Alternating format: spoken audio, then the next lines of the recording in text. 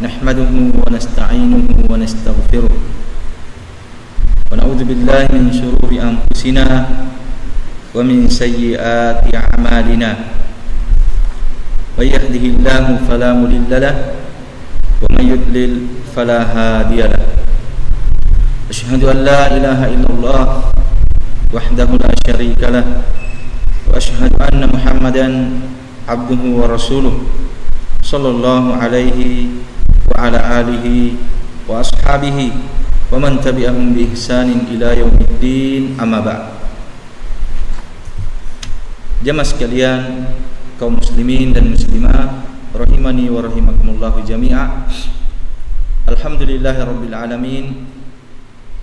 Kita memuji dan bersyukur kepada Allah Subhanahu wa taala atas limpahan rahmat dan karunia-Nya kepada kita semua.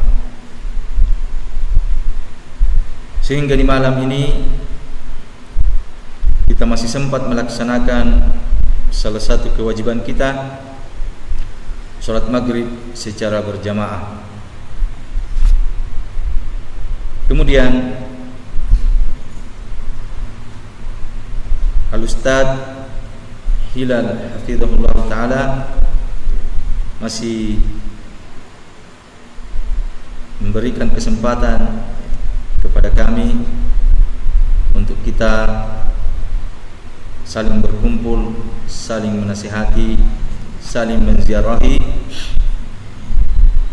Mudah-mudahan apa yang kita lakukan semua ini menjadi pemberat timbangan kebaikan kita di hari kemudian. Kita lanjutkan sedikit pelajaran kita.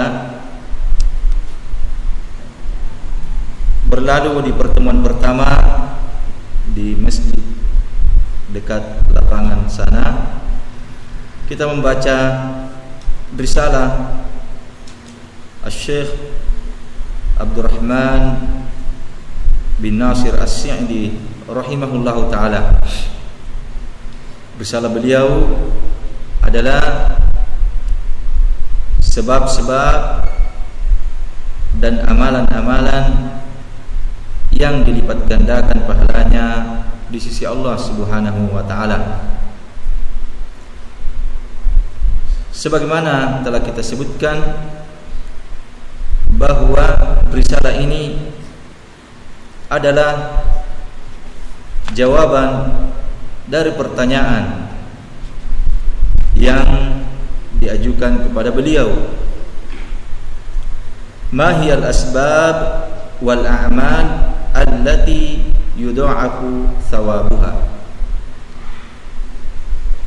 Apakah sebab-sebab dan amalan-amalan yang dilipat gandakan pahalanya di sisi Allah Subhanahu wa taala? Maka beliau pun memberikan jawaban rahimahullahu taala bahwa setiap amalan soleh, setiap amalan ketaatan itu akan dilipat gandakan pahalanya di sisi Allah Subhanahu wa taala 10 kali lipat. Beliau membawakan dalil man jaa bil hasanati falahu asyru amsalihha. Siapa yang datang dengan satu kebaikan, maka baginya 10 kebaikan yang semisalnya. Jadi setiap amalan soleh, setiap amalan ketaatan itu pasti dilipat gandakan pahalanya di sisi Allah Subhanahu wa taala 10 kali lipat. Kemudian kata beliau, adapun yang melebihi dari 10 kali lipat, dan ini kata beliau yang diinginkan oleh orang bertanya, yang dilebihkan pahalanya melebihi 10 kali lipat, maka ini kata beliau ada sebab-sebab yang harus kita tempuh. Sebab-sebab itu telah kita juga sebutkan. Ada yang berhubungan dengan pelaku ketaatan itu, ada yang berhubungan dengan amalan itu sendiri, ada yang berhubungan dengan tempat, ada yang berhubungan dengan waktu, ada yang berhubungan dengan pengaruh amalan tersebut. Jamaah sekalian, di pertemuan yang telah lalu kita belum menyebutkan dalil-dalil yang menunjukkan bahwa ada amalan-amalan yang memang dilipat gandakan pahalanya lebih dari 10 kali lipat. Jadi untuk 10 kali lipat itu setiap dari kita mengetahui, memahami perkara tersebut. Yang lebih dari 10 kali lipat ada juga dalil-dalil dari Al-Quran maupun hadis Nabi SAW yang menunjukkan perkara tersebut, bahwa amalan perbuatan itu pahalanya dilipat gandakan sampai 700 kali lipat, bahkan lebih. Di antara dalil-dalil tersebut qaulullah azza wa jalla dalam surah Al-Baqarah ayat 261, Allah Subhanahu wa taala sebutkan, "Matsalul ladzina yunfiquna amwalahum fi sabilillah kamatsali habbatin ambatat sab'a sanabil fi kulli sumbulatin mi'atu habbah wallahu yudha'ifu liman yasha wallahu wasi'un alim." Perumpamaan orang-orang yang menginfakkan harta mereka di jalan Allah Subhanahu wa taala, perumpamaannya seperti satu biji yang tumbuh kemudian menghasilkan 7 tangkai. Setiap tangkai menghasilkan 100 biji, berarti sudah 700 kali lipat. Kemudian wallahu yudha'ifu liman yasha, dan Allah Subhanahu wa taala melipat gandakan pahalanya bagi siapa yang dikehendakinya. Wallahu wasi'un alim, dan Allah Subhanahu wa taala maha luas rahmatnya, kasih sayangnya, dan maha mengetahui. Jadi dalil ini menunjukkan bahwa kadang pahala itu dilipat gandakan sampai melebihi 10 kali lipat. Kemudian ayat yang lain dalam surah An-Nisa ayat ke-40, Allah Subhanahu wa taala sebutkan, "Innallaha la yadlimu mithqala dzarratin wa in taku hasanatan yudha'ifha wa yu'ti min ladunhu ajran 'azima." Sesungguhnya Allah Subhanahu wa taala tidak akan berbuat zalim walaupun sebesar biji zarrah. Allah tidak akan pernah berbuat zalim. Dan jika kamu datang membawa satu kebaikan, Allah Subhanahu wa taala akan lipat gandakan. Dan Allah Subhanahu wa taala akan mendatangkan dari sisinya pahala balasan yang sangat besar. Jadi ini menunjukkan ada amalan-amalan yang dilipat gandakan pahalanya oleh Allah Subhanahu wa taala lebih dari 10 kali lipat. Kemudian diriwayatkan oleh Imam Muslim dari sahabat Abi Mas'ud Al-Ansari radhiyallahu taala anhu qala, "Jaa'a rajulun binaqatin makhtuma faqala ya Rasulullah hadhihi fi sabilillah." Qala Nabi sallallahu alaihi wasallam, "Laka biha yaumal qiyamah sab'i anaqa kulluha makhtuma." Dari sahabat Abi Mas'ud Al-Ansari radhiyallahu taala an yang diriwayatkan oleh Imam Muslim, beliau berkata, datang seorang lelaki kepada Nabi sallallahu alaihi wasallam membawa seekor unta yang mempunyai tali kekang. Kemudian laki-laki ini berkata, "Wahai Rasulullah, unta ini saya infakkan di jalan Allah Subhanahu wa taala." Maka apa jawaban Nabi sallallahu alaihi wasallam pada laki-laki tersebut? "Bagimu laka biha." Bagimu disebabkan perbuatanmu ini menginfakkan untamu di jalan Allah, maka bagimu pada hari kiamat nanti 700 unta semuanya mempunyai tali kekal. Jadi lipat gandakan oleh Allah Subhanahu wa taala melebihi 10 kali lipat, bahkan sampai 700 kali lipat. Dan masih banyak lagi dalil-dalil yang menunjukkan tentang perkara ini. Di antaranya juga apa yang diriwayatkan oleh Imam Bukhari dan Imam Muslim dari sahabat Abi Hurairah radhiyallahu taala an, Nabi sallallahu alaihi wasallam menyebutkan kullu amali ibni Adam yudha'af al-hasanatu bi asyri amsalha ila 700 dhifin. Setiap amalan anak Adam itu dilipat gandakan pahalanya oleh Allah Subhanahu wa taala.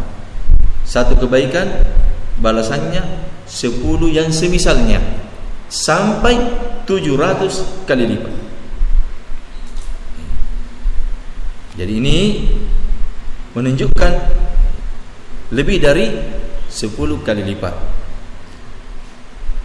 Kemudian dari sahabat Abi Dzar radhiyallahu taala an, dari Nabi sallallahu alaihi wasallam yang diriwayatkan oleh Imam Muslim, Nabi sallallahu alaihi wasallam sebutkan, man amila hasanatan falahu asyru amsalha au azid wa man amila sayyi'atan fajazaa'uha mithluha au aghfir. Siapa yang melakukan satu kebaikan, maka baginya 10 kebaikan yang semisalnya atau akan ditambah. Siapa yang melakukan satu kejelekan, pahala balasannya semisal dengan kejelekannya atau diampuni. Maka sekali lagi ini seluruhnya menunjukkan bahwa kadang amalan-amalan itu, kadang ketaatan kita dilipat gandakan pahalanya oleh Allah Subhanahu wa taala melebihi 10 kali lipat. Tetapi sebagaimana yang telah disebutkan oleh beliau Abdurrahman bin Nasir As-Sa'di, bahwa itu ada sebabnya. Jadi asalnya setiap kebaikan itu kalau sudah diterima oleh Allah Subhanahu wa taala itu pasti 10 kebaikan yang semisalnya. Tetapi bisa melebihi 10 kali lipat itu harus ada sebab-sebabnya sehingga bisa melebihi 10 kali lipat. Dan beliau telah sebutkan kadang sebabnya itu berhubungan dengan orang yang beramal, kadang berhubungan dengan amalan itu sendiri, kadang berhubungan dengan waktu, kadang berhubungan dengan tempat, kadang berhubungan dengan pengaruh dari amalan tersebut. Kemudian kita lanjutkan apa yang telah disebutkan oleh beliau, bahwa di antara sebab dilipat gandakannya pahala di sisi Allah Subhanahu wa taala itu berhubungan dengan keikhlasan dan mutaba'ah. Semakin ikhlas seseorang di dalam ibadahnya dan semakin mencontoh Nabi sallallahu alaihi wasallam, semakin besar pahalanya di sisi Allah Subhanahu wa taala. Dan beliau telah membawakan dalil. Jadi beliau sebutkan bahwa dalil-dalil dari Al-Quran dan hadis-hadis Nabi sallallahu alaihi wasallam menunjukkan perkara tersebut, bahwa semakin ikhlas seseorang, semakin sempurna keikhlasannya, semakin sempurna pengikutannya kepada Nabi, semakin dilipat gandakan pahalanya di sisi Allah Subhanahu wa taala. Di antaranya dalil beliau yang telah beliau sebutkan dalam surah Al-Maidah, dalam surah Al-Maidah ayat 27, innama yataqabbalullahu minal muttaqin. Hanya saja yang diterima amalannya oleh Allah Subhanahu wa taala itu dari orang-orang yang bertakwa. Apa makna takwa dalam ayat ini? Ai al-muttaqin Allah fi amalihim bitahqiqil ikhlas wal mutaba'ah. Ini kata beliau dalam risalah ini. Syekh Abdurrahman bin Nasir As-Sa'di menafsirkan ayat ini dalam risalah ini. Kata beliau, Apa yang dimaksud dengan al-muttaqin? Innama yataqabbalullahu minal muttaqin dalam surah Al-Maidah, kata beliau, yaitu orang-orang yang bertakwa kepada Allah Subhanahu wa taala dalam amalannya dengan mengikhlaskan ibadah, merealisasikan keikhlasan dan mencontoh Nabi sallallahu alaihi wasallam. Itu makna al-muttaqin dalam ayat ini. Dalam tafsir beliau menafsirkan ayat ini dalam Taisir Karimir Rahman, tafsir beliau ada di rumah-rumah kita mungkin, Taisir Karimir Rahman. Kata beliau, wa asahhal aqwal fi tafsiri al-muttaqin huna. Pendapat yang paling benar dalam menafsirkan tafsir al-muttaqin, kata al-muttaqin dalam surah Al-Maidah, ay al-muttaqina lillahi fi dhalikal amal bi ay yakuna amaluhum khalisan liwajhillah muttabi'ina fihi li sunnati Rasulillah sallallahu alaihi wasallam. Jadi makna al-muttaqin hanya saja yang diterima amalannya, ibadahnya oleh Allah Subhanahu wa taala adalah orang-orang yang bertakwa kepada Allah Subhanahu wa taala dalam amalannya. Apa maksudnya? Dia menjadikan amalannya ikhlas semata-mata karena wajah Allah Subhanahu wa taala. Jadi ketika dia ibadah, salat, puasa, sedekah semata-mata karena Allah Subhanahu wa taala dan mengikuti sunnah Rasulullah sallallahu alaihi wasallam dalam ibadahnya. Jadi di sini disebutkan dalam ayat ini ketika yang diinginkan dengan muttaqin adalah dua syarat diterimanya ibadah. Karena di sini Allah Subhanahu wa taala mendatangkan kalimat innama. Dalam bahasa Arab, kalau kita pernah belajar bahasa Arab walaupun sedikit, innama itu pembatasan, hanya saja. Dibatasi. Tidak ada yang lainnya. Itu maknanya innama.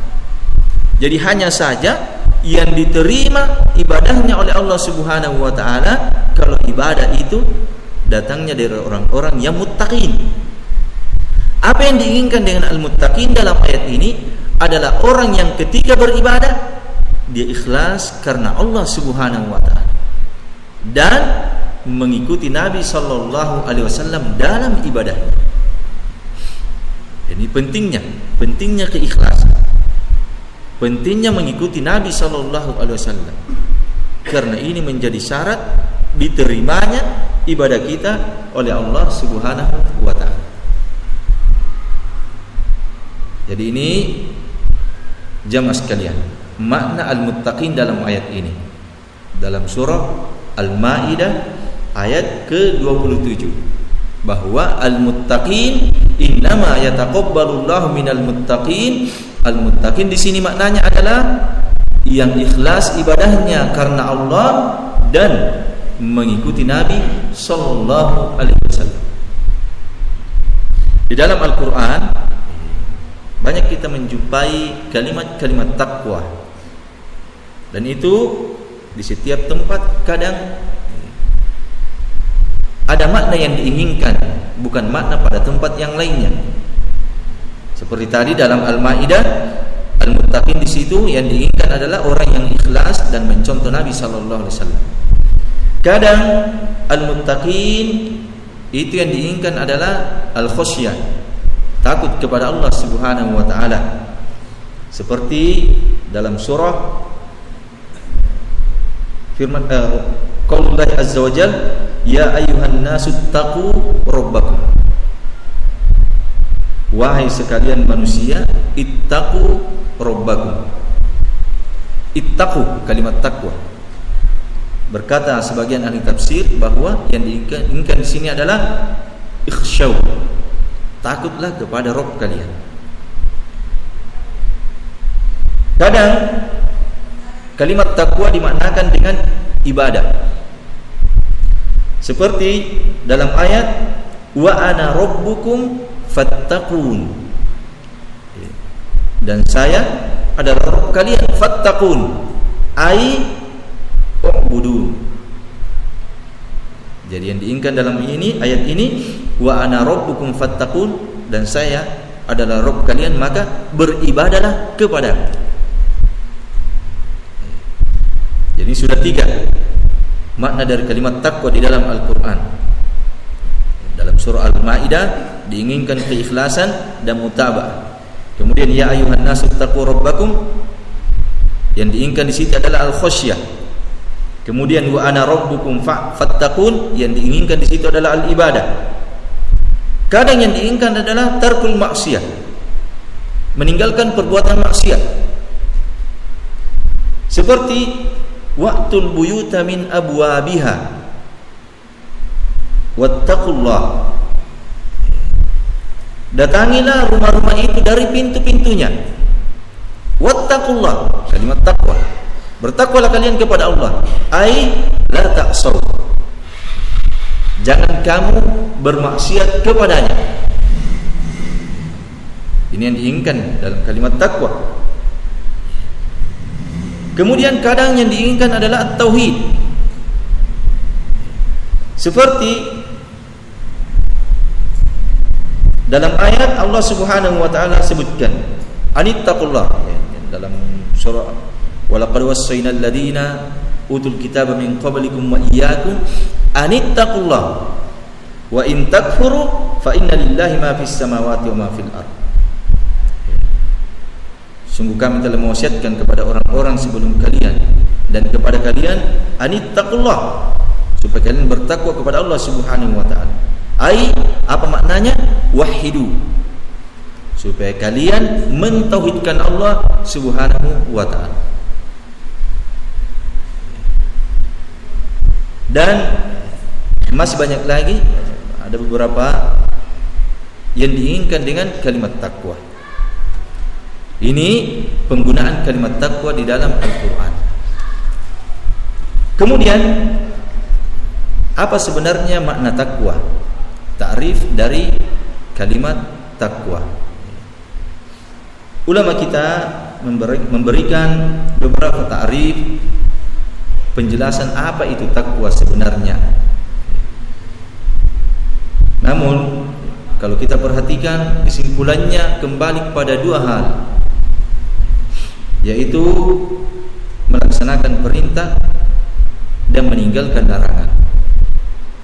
Ini kesimpulan kalau kita perhatikan takrif yang diberikan oleh ulama-ulama kita. Di antaranya Talq Ibn Habib rahimahullah ta'ala, beliau berkata, at-taqwa an ta'amala bi ta'atillah ala nurin minallah tarju thawaballah wa an tatruka maksiatallah ala nurin minallah takhafu iqaballah. Ya, Talq Ibn Habib rahimahullah ta'ala mengatakan, takwa itu adalah kamu melakukan ketaatan kepada Allah, dibangun di atas cahaya, dibangun di atas ilmu, ada dalilnya ketaatan kalian tersebut, karena mengharapkan pahala di sisi Allah. Dan kamu meninggalkan maksiat kepada Allah Subhanahu wa ta'ala, dibangun di atas dalil, dibangun di atas cahaya, karena kamu takut iqab Allah Subhanahu wa ta'ala, kamu takut adab Allah Subhanahu wa ta'ala. Itulah orang yang bertakwa. Dan di sini kalau kita perhatikan penjelasan beliau ini, Talq Ibn Habib ini sekaligus bisa menjadi bantahan. Sebagian orang ada yang berkata, kami beribadah kepada Allah bukan karena mengharapkan surganya, bukan pula karena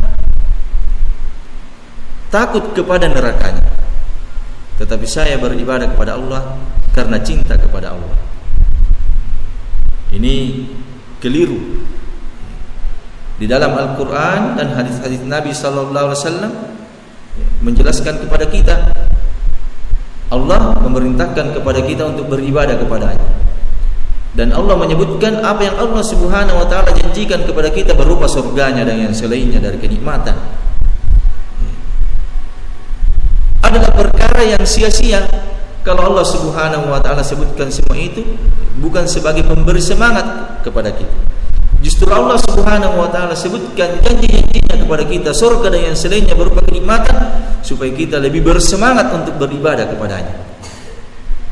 Demikian pula Allah Subhanahu wa taala sebutkan neraka, siksaan yang ada di dalamnya dan kehinaan, supaya kita lebih takut untuk bermaksiat kepada Allah Subhanahu wa taala dengan mengingat semua itu.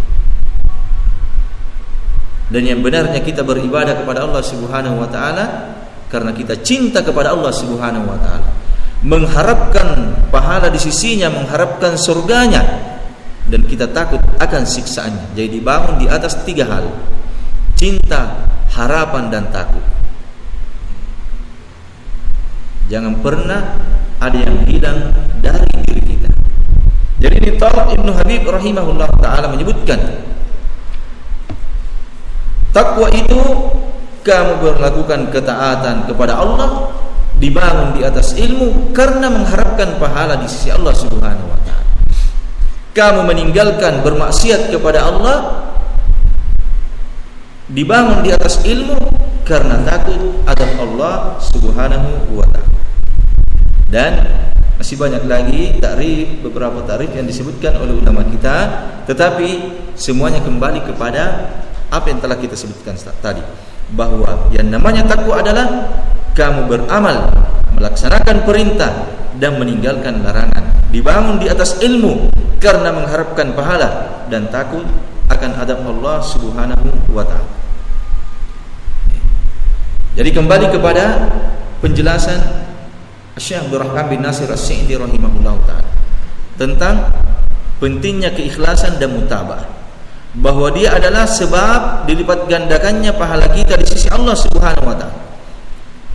Semakin besar keikhlasan, semakin sempurna keikhlasan, semakin mencontoh Nabi, semakin dilipat gandakan pahalanya di sisi Allah Subhanahu wa ta'ala. Beliau telah sebutkan satu ayat, innama yataqabbalullahu minal muttaqin. Kemudian kata beliau, wa kama fi qaulihi sallallahu alaihi wasallam. Subhanallah. Inilah kebiasaan ulama-ulama kita. Kalau kita perhatikan kitab-kitab mereka, setiap permasalahan dibangun di atas dalil. Bukan sekedar pendapat ra'yu semata. Jadi dibangun di atas dalil, Al-Qur'an dan Sunnah. Lihat, beliau sebutkan tentang keikhlasan dan mutaba'ah, bahwa itu adalah sebab yang terbesar dilipat gandakannya pahala kita di sisi Allah Subhanahu wa taala. Kemudian beliau membawakan dalil. Dalilnya ayat dalam surah Al-Maidah. Kemudian sebagaimana sabda Nabi sallallahu alaihi wasallam, "Man shoma Ramadan imanan wa ihtisaban, ghufira lahu ma taqaddama min dhanbi. Wa man qama Ramadan imanan wa ihtisaban, ghufira lahu ma taqaddama min dhanbi." Wa ghairiha minan nusus. Sabda Nabi sallallahu alaihi wasallam, siapa yang berpuasa di bulan Ramadan, berpuasa di bulan Ramadan ibadah, imanan wahtisaban, dibangun di atas keimanan. Ini isyarat keikhlasan. Dia berpuasa karena keimanannya, membenarkan apa yang Allah Subhanahu wa taala janjikan kepadanya dari pahala ketika dia berpuasa. Karena Allah Subhanahu wa taala dia berpuasa. Wahtisaban ay taliban lil ajr, mengharapkan pahala di sisi Allah Subhanahu wa taala. Jadi tidak ada maksud-maksud lain dari puasanya tersebut.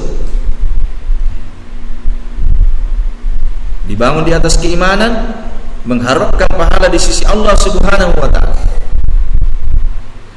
Berkata Ibnu Hajar rahimahullahu taala, atau sebelumnya Syekh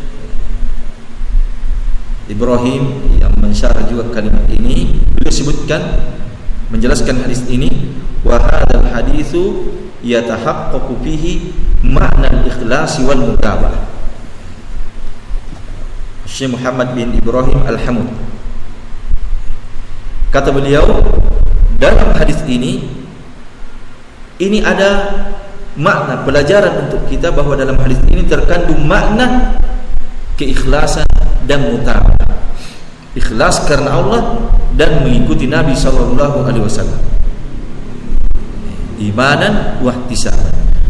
Qala Ibnu Hajar, berkata Ibnu Hajar rahimahullahu taala dalam mensyarah hadis ini, al-muradu bil iman al-i'tiqadu bihaqqi fardiyati shaumihi wa bil ihtisabi talabus thawabi min Allah taala. Yang diinginkan dengan keimanan dalam hadis ini, kata beliau, keyakinan yang kuat tentang benarnya kewajiban puasa tersebut. Jadi dia betul-betul yakin bahwa puasa itu adalah satu kewajiban. Kemudian yang diinginkan dengan ihtisab, dia mencari dengan puasanya itu pahala di sisi Allah Subhanahu wa ta'ala. Maka ini dalil yang menunjukkan besarnya keutamaan keikhlasan dan mencontoh Nabi sallallahu alaihi wasallam di dalam ibadah. Jam berapa masuk waktu Isya? Belum. Kemudian kata beliau, setelah membawakan dalil dari Al-Quran dan Sunnah, menjelaskan pentingnya keikhlasan, menjelaskan pentingnya mutaba'ah kepada Nabi sallallahu alaihi wasallam. Kalau ingin amalan ibadah kita dilipat gandakan melebihi 10 kali lipat. Kemudian setelah itu beliau berkata, wal qalilu minal amali ma'al ikhlasi al-kamil yarjahu bil kathiri alladhi lam yasil ila martabatihi fi quwwatil ikhlas. Sedikit dalam amalan, sedikit ibadah, tetapi bersamaan dengan sedikitnya dibangun dengan keikhlasan yang sempurna. Itu lebih besar keutamaannya dibandingkan orang yang banyak ibadahnya tetapi kurang keikhlasannya, tidak mencontoh Nabi sallallahu alaihi wasallam. Ini kaidah yang senantiasa kita ingat, harus tertanam dalam diri kita. Nanti ada penjelasan yang akan beliau sampaikan menjelaskan kaidah ini, pentingnya perkara ini. Dan semakna dengan ini ucapan sebagian salaf bahwa al-iqtisadu fi sunnah khairun min ijtihadin fi bid'ah. Sederhana, sedikit tetapi dibangun di atas sunnah, itu lebih bagus, lebih utama dibandingkan orang yang penuh semangat, banyak ibadahnya tetapi tidak dibangun di atas sunnah, bid'ah yang mereka perbuat.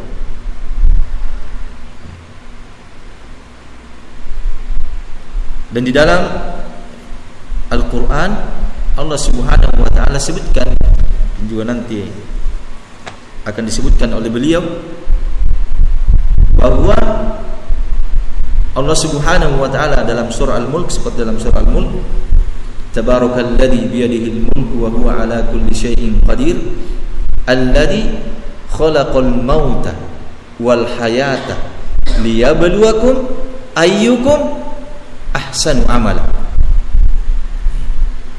Dialah Allah Subhanahu wa ta'ala yang menjadikan hidup dan mati untuk menguji kalian, siapa di antara kalian yang ahsanu amala, yang paling baik amalannya. Allah Subhanahu wa taala tidak mengatakan siapa di antara kalian ayyukum aktsaru amalan, yang paling banyak amalannya. Bukan banyaknya yang jadi ukuran, tapi yang paling bagusnya. Berkata sebagian ulama kita, ahsanu amala adalah yang paling ikhlas dan paling mencontoh Nabi sallallahu alaihi wasallam. Ini yang harus kita cari. Karena biar sedikit tapi dibangun di atas keikhlasan dan mencontoh Nabi, akan dilipat gandakan pahalanya di sisi Allah Subhanahu wa taala. Maka inilah ucapan beliau, wal qalilu minal amal ma'al ikhlas al kamil. Sedikit amalan tetapi dibangun di atas keikhlasan yang sempurna, itu jauh lebih baik dibandingkan banyak amalan tetapi kurang keikhlasannya. Maka ini adalah keutamaan ikhlas kepada Allah Subhanahu wa taala, bahwa dengan ikhlas itu akan dilipat gandakan pahalanya di sisi Allah Subhanahu wa taala. Dan perlu kembali kita ingatkan bahwa semua sebab-sebab yang disebutkan oleh beliau, sebab-sebab dilipat gandakan pahala, itu seluruhnya kembali kepada keikhlasan. Walaupun kita beramal di waktu dilipat gandakannya amalan, tetapi tidak dibangun di atas keikhlasan, tetap amalan itu tidak akan bermanfaat. Walaupun kita beramal suatu amalan yang banyak besar manfaatnya kepada kaum muslimin, tetap amalan itu tidak akan bermanfaat kalau tidak dibangun di atas keikhlasan. Walaupun kita beribadah, sholat di Masjidil Haram, tetapi tidak dibangun di atas keikhlasan, tetap amalan itu tidak akan bernilai di sisi Allah Subhanahu wa taala. Makanya perlu betul-betul kita menjaga keikhlasan. Dan ini adalah salah satu keutamaan keikhlasan, bahwa dengannya akan dilipat gandakan pahala di sisi Allah Subhanahu wa taala. Dan karena pentingnya keikhlasan ini, kita akan sebutkan sebagaimana yang disebutkan oleh Syekh Muhammad bin Ibrahim Al-Hamud. Beliau sebutkan beberapa keutamaan keikhlasan. Ini yang pertama tadi, bahwa dengan keikhlasan dan mutaba'ah, pahala akan dilipat gandakan melebihi 10 kali lipat di sisi Allah Subhanahu wa taala.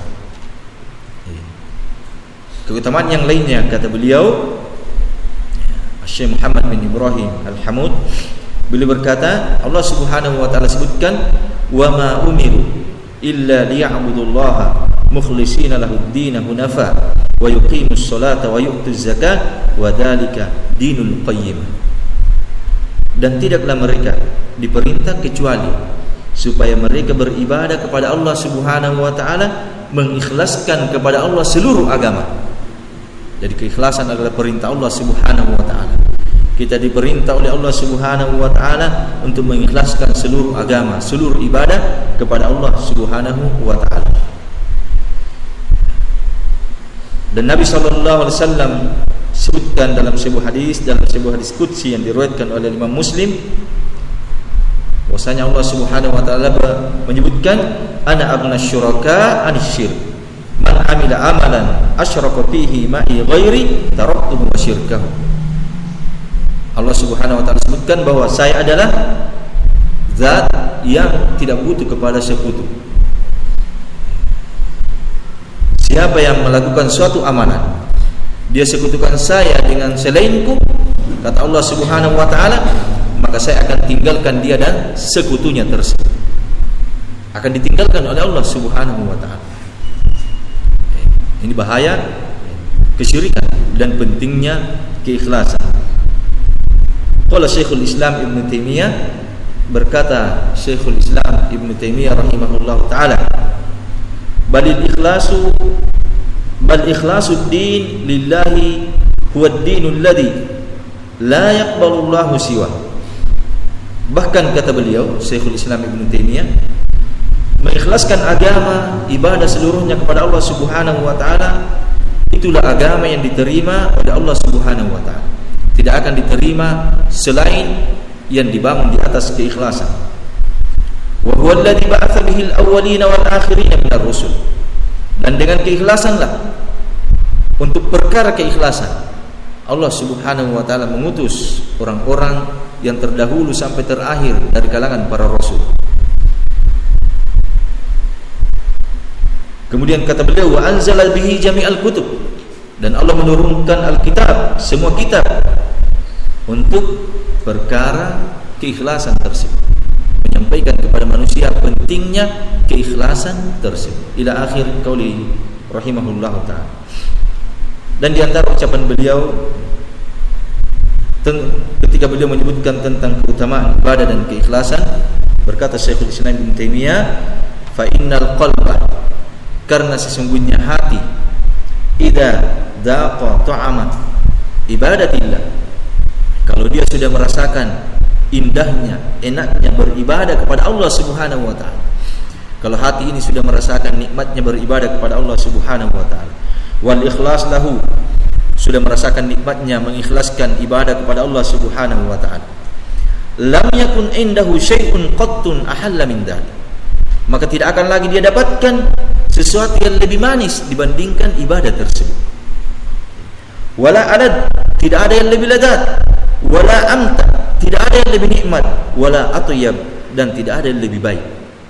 Kalau hati sudah merasakan nikmatnya beribadah ikhlas kepada Allah Subhanahu wa taala, maka semua kenikmatan yang lainnya itu sudah tidak terasa dibandingkan dengan nikmatnya ikhlas beribadah kepada Allah Subhanahu wa taala. Dan masih banyak lagi, insyaallah taala kita akan, mungkin masih ada satu kali pertemuan, keutamaan keikhlasan kepada Allah Subhanahu wa taala. Ini yang mendasari semua ibadah kita, bahwa bagaimanapun banyaknya besarnya ibadah, kita beribadah di waktu-waktu yang dilipat gandakan, di tempat yang dilipat gandakan. Amalan itu sendiri, misalnya memang amalan yang sudah dilipat gandakan pahalanya sampai 700 kali lipat, tetapi tidak dibangun di atas keikhlasan, tidak mencontoh Nabi sallallahu alaihi wasallam, maka amalan itu tidak akan bermanfaat. Karena itulah saya wasiatkan, saya nasihatkan diri saya dan kepada seluruh jamaah, mari kita terus-menerus mengusahakan amalan kita dibangun di atas keikhlasan, mengharapkan pahala di sisi Allah Subhanahu wa taala, dan terus-menerus kita berusaha bagaimana amalan ini, ibadah ini mencocoki apa yang dilakukan oleh Nabi sallallahu alaihi wasallam. Wa sallallahu ala nabiyyina Muhammadin wa ala alihi wa ashabihi ajma'in. Walhamdulillahi rabbil alamin. Wassalamualaikum warahmatullahi wabarakatuh.